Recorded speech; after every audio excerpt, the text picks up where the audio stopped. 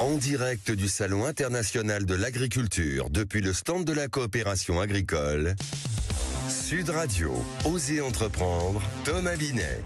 Mais oui, comme chaque dimanche sur Sud Radio, lancez-vous dans la grande aventure de l'entreprise, quitte à ce que ce soit une entreprise agricole. Bonjour Thomas. Bonjour Jean-Marie. On est toujours en direct du Hall 4, je le précise, du Salon de l'agriculture. Vous êtes venu avec une invitée de marque, vous aussi? Absolument, on va recevoir Gabrielle Priolio, qui est agricultrice et aussi, parce qu'il faut le savoir, Miss France Agricole 2025. Mais juste avant, on va commencer par la saga de la semaine, comme toutes les semaines, et on va vous raconter l'histoire de Lacoste.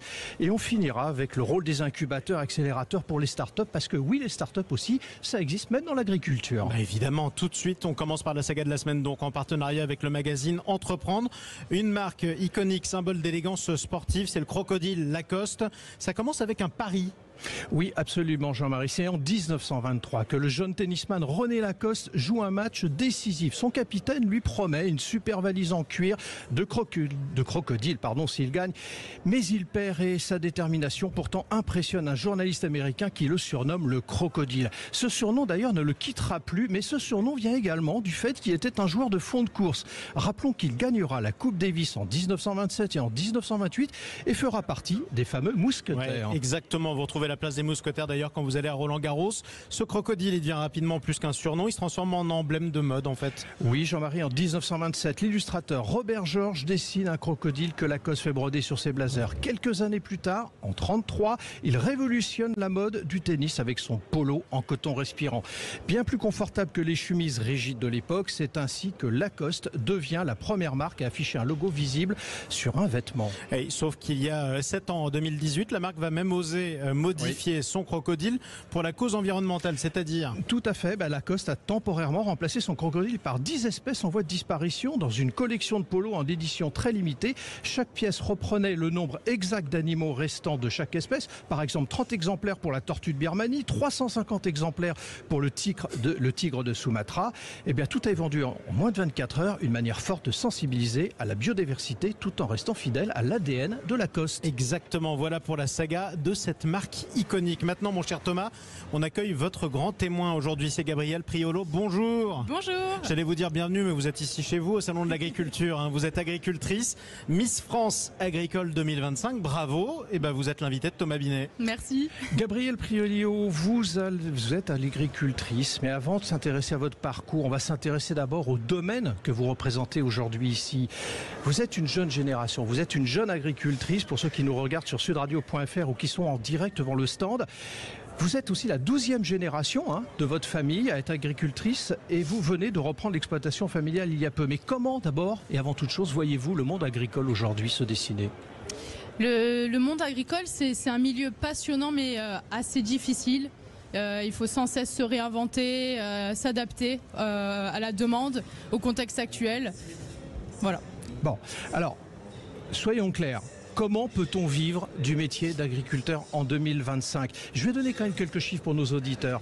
1/3 des revenus viennent du milieu agricole, donc du travail agricole, mais les 2/3 d'autres revenus. C'est-à-dire que vos revenus disponibles globalement en moyenne, c'est 22 000 € par an. Vous avez un niveau de vie a priori identique à ceux des Français, sauf que dans le couple, il y en a un des deux qui doit travailler en dehors de l'exploitation. C'est extrêmement faible comme revenu, donc c'est extrêmement difficile. Il faut que l'autre conjoint fasse autre chose, sauf que l'agriculteur, lui, doit bien trouver quelqu'un pour travailler, donc il devra payer quelqu'un ou se robotiser, donc c'est extrêmement compliqué de s'adapter. Il faut essayer d'avoir une activité supplémentaire à côté, mais c'est difficile avec nos heures de travail, entre 70 et 80 heures par semaine au minimum, donc En 40 ans, quand même, la population agricole a été divisée par 4 et ne représente plus que 1,5% de l'emploi en France. Est-ce que vous sentez dans la nouvelle génération une envie de relever ce défi ? Alors en tant que Miss, j'ai l'occasion de rencontrer beaucoup de jeunes en agriculture qui veulent se battre tout comme moi, donc c'est encourageant. Alors c'est sûr, il y a beaucoup moins d'agriculteurs aujourd'hui par la difficulté du travail, mais je sens qu'il y a quand même beaucoup de jeunes qui ont envie de se lancer là-dedans, mettre les mains dans la terre, et ça c'est une bonne chose. Selon les chiffres officiels, quand même, en 2022, il y a eu 21 000 départs à la retraite pour 14 000 installations. Autrement dit, un déficit énorme. C'est hallucinant, mais il y a des frais de succession énormes, par exemple quand un père transmet à sa fille, comme pour mon cas, et voilà, et pas tout le monde peut se le permettre. transmettre et il faut faire quelque chose là-dessus parce que même pour les neveux nièces, c'est pareil, les frais de succession sont énormes et c'est très handicapant pour un jeune. Alors on va en parler justement parce que ça c'est votre cheval de bataille, je crois, la transmission. Mais pour accompagner ce propos, dans 5 ans, donc à horizon 2030, faut quand même le dire, la moitié des agriculteurs auront 64 ans. Autrement dit, l'âge légal pour partir à la retraite. Bon, de toute façon, un agriculteur, je pense qu'il prendra jamais vraiment sa retraite. Ouais. Voilà. Mais maintenant, oui. Alors, vous voulez, Gabriel Priolio, interpeller les hommes politiques, ça fait partie quelque part de votre vocation dans votre mandat de Miss France 2025, pour leur dire attention, les frais de transmission, tout l'axe de transmission est trop complexe en France.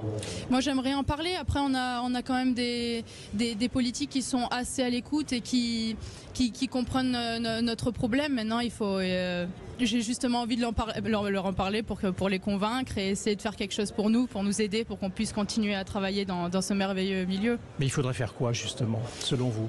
Eh bien, un politique avait proposé par exemple l'exonération des frais de succession avec une obligation de cultiver pendant 10 ans et je trouvais cette solution formidable parce qu'un agriculteur de toute façon quand il se lance généralement c'est pour la vie, c'est par passion donc c'est pour la vie et je trouvais cette solution super. Maintenant il faudrait que ça passe quoi. Alors vous êtes la 12e génération, j'ai commencé à le dire tout à l'heure, à être agricultrice dans votre famille et vous venez de reprendre l'exploitation familiale il y a peu. Là c'est en cours, c'est en cours, je suis à la fin du dossier, c'est ça. Vous êtes né dedans, c'est une vocation pour vous? Moi je suis née les pieds dans la terre, pour la petite anecdote j'ai failli naître dans une parcelle de fraises que ma mère était en train de ramasser. Donc non, moi j'ai vraiment grandi là-dedans et ça m'a toujours passionnée, pour moi c'était une logique d'être dans ce métier-là. Mais vous êtes dans le maraîchage, on est bien d'accord? C'est ça, je suis maraîchage et floriculture mais tous les métiers sont merveilleux en agriculture. Alors on va tout dire à nos auditeurs, on a préparé quand même cette interview, on a échangé avant et vous m'avez dit à un moment donné pour la floriculture justement votre ambition c'est de vendre des fleurs à l'international. Ça aussi c'est au-delà de votre cas personnel, c'est une dimension de l'agriculture d'aujourd'hui, c'est pas rester franco-français, c'est partir à l'international.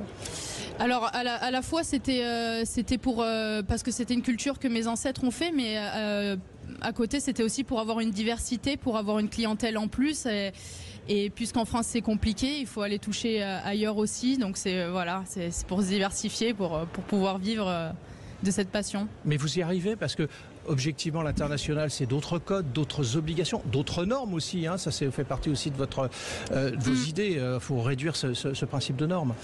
Ouais, c'est vrai que c'est très compliqué les normes aujourd'hui parce que tous les produits qui viennent de l'étranger sont pas forcément normés, mais nous on est extrêmement normés, donc il faut essayer de jouer avec ça et des fois c'est pas facile, mais faut en parler et puis être entendu et être aidé. Vous espérez quoi de cette exposition, de ce salon d'aujourd'hui, de cette édition 2025?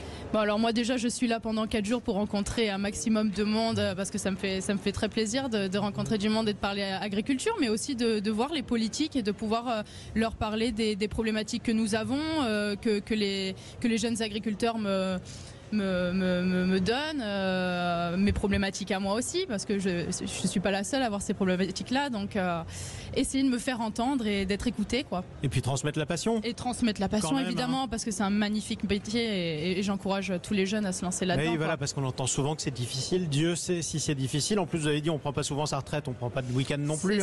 C'est ça, c'est difficile mais c'est magnifique. Et justement, si vous le faites, c'est quand même que c'est magnifique. Donc faut pas qu'on insiste que sur les difficultés. Il faut simplement se battre. C'est un métier formidable. Merci beaucoup d'être passé sur Sud Radio dans le hall 4 précisément sur le stand de la coopération agricole. Gabrielle Priolo, je rappelle, vous êtes agricultrice, maraîchère, Miss France agricole 2025. Encore bravo à vous. Merci beaucoup. Allez tout de suite Thomas, on explique quelque chose. Bruno, le spécialiste des fournitures et de l'équipement pour les professionnels présente. Sud Radio, Osez entreprendre, les essentiels de l'entrepreneuriat. Tiens, aujourd'hui, vous avez décidé de nous parler du rôle des incubateurs et accélérateurs de start-up. Vous l'avez dit, il y a des start-up agricoles d'ailleurs. Absolument. Alors, quand on lance une start-up, c'est parfois difficile de se faire une place, d'accélérer le développement. On intègre un incubateur, un accélérateur. C'est une solution, mais c'est quoi ces avantages? Ça sert à quoi? D'abord, rejoindre un incubateur, Jean-Marie, c'est avant tout bénéficier d'un accompagnement structuré. Un entrepreneur va y trouver des conseils pour affiner son modèle économique, des formations pour éviter les erreurs courantes et surtout un accès à un réseau d'experts et d'investisseurs investisseurs, c'est une aide précieuse pour transformer une idée et un projet solide et viable. Exactement. Alors il y a aussi l'accélérateur. Oui, c'est différent. L'accélérateur, lui, il va plus loin. Faut pas confondre les deux. Il y a les deux, vous allez voir. Il s'adresse à des startups, je parle bien de l'accélérateur, déjà lancées, prêtes à croître rapidement. Le rythme est intense. En quelques mois, l'objectif est de lever des fonds, d'optimiser la stratégie et d'accélérer la commercialisation. Le modèle est idéal pour ceux qui veulent croître rapidement et se positionner sur leur marché. Donc si j'ai bien compris, il y en a un qui prépare, c'est l'incubateur, il y en a un autre qui propulse, c'est l'accélérateur. Exactement ça, et l'un construit les bases, l'autre pousse la croissance. Mais dans les deux cas, Jean-Marie, l'intérêt, c'est aussi d'intégrer un écosystème dynamique, d'échanger avec d'autres entrepreneurs et de bénéficier d'un effet d'entraînement. Quand on est entouré de personnes qui partagent les mêmes ambitions, vous savez, on avance plus vite et on évite bien des pièges. Exactement, avançons plus vite. On se retrouve dans un instant, mon cher Thomas. Avec plaisir. On a entrepris, maintenant on va parler d'investissement. Investissement notamment agricole, c'est important. Vous pouvez gagner de l'argent dans l'agriculture. C'est ce que vous allez nous expliquer avec vos invités, mon cher Thomas. À tout de suite sur Sud Radio. À tout de suite, Jean-Marie. Sud Radio. Parlons vrai. Sud Radio. Sud Radio. Parlons vrai.